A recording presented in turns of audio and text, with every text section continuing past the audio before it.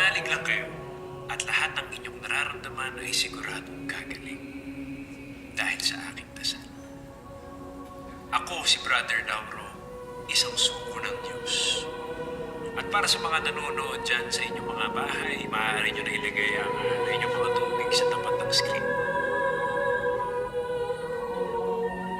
Basta kayo ay manalig at manalig ng buong puso, kayo ay gagaling.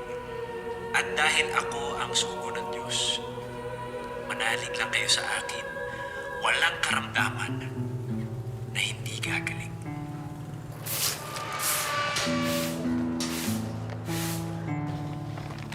Ito na ako. Tin, nakabili na akong gamot mo.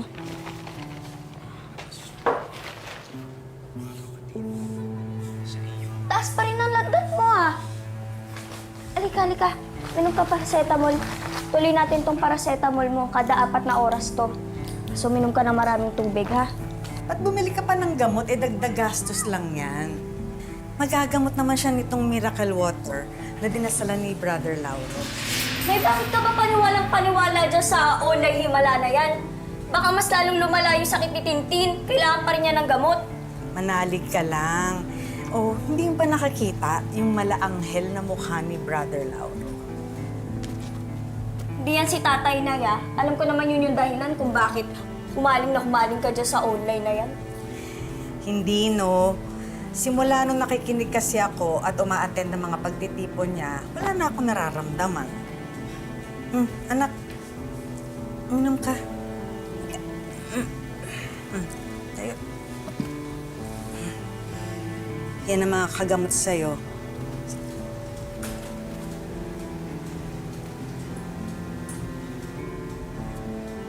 Kalma ka lang, anak, at maniwala para mas lalo maging epektibo ang miracle water ni Brother Lauro.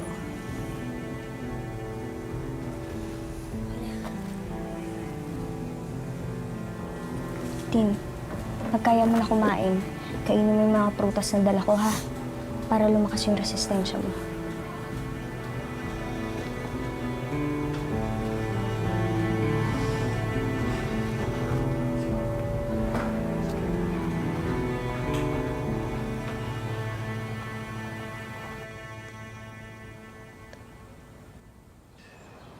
Anumang sakit nyo ay siguradong gagaling. At nasusulat, mga kapatid, sa iyo, aking Diyos, ako'y tumaing. At ako na may iyong pinagaling. Basta kayo ay magdasal sa akin, siguradong gagaling kayo. Nay, alis na po ako, ah. At trabaho lang ulit. Mahaba-haba yung kalye na nakatoka sa aking linisin, eh.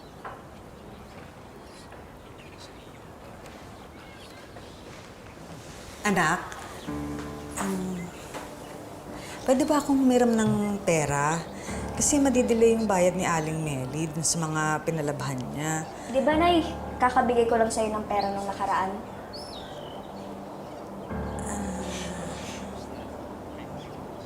Eloisa? Eloisa? Makakapagbigay ka na ba ng alay para sa kongregasyon? Sa makatuwid, mga kapatid, kung gaano kalaki ang inyong alay, ganong kalaki ang inyong pananampalataya. Nay, huwag mong sabihing nagbibigay ka ng pera dyan sa peking sugo ng Diyos na yan, ha? Iha, hindi peke si Brother Lauro. Kung ano man yung sabihin mo, baka may mangyari masama sa'yo. Kung sino mang lumalaban sa subo ng Diyos, baka mapahamak. Kasalanan mo to, eh. Kung saan mo dinadala yung nanay ko, ngayon kung ano-ano natututunan. Tara, tumigil ka. Eloisa, aalis na ako, ha? Magkita na lang tayo sa pagtitipon, ha? Pasensya ka na, Flor. Anak, hindi kita tinuruan na mambastos ng mas nakakatanda sa'yo. Hindi ako nababastos, Nay. Ang alam ko, kaya pinayagan kitang manood ng mga online himala na yan, kasi libre. Eh ano ngayon? May bayad pala? Totoo si Brother Lauro. Eh hindi ba nga napagaling ng miracle water si Tintin? Nay! Pinainom ko ng gamot si Tintin, kaya gumaling. Hindi dahil siya sa miracle water na yan, ha? Hindi anak, marami na siyang napagaling. Simula nung umanib ako sa kanila, bumuti na...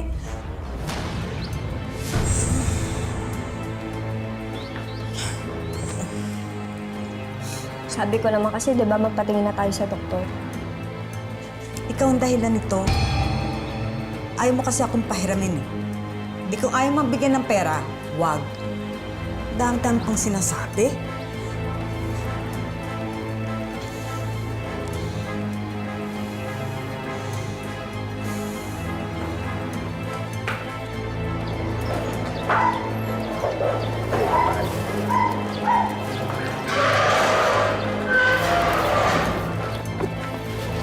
O, Carla, okay lang ba kayo ng nanay mo?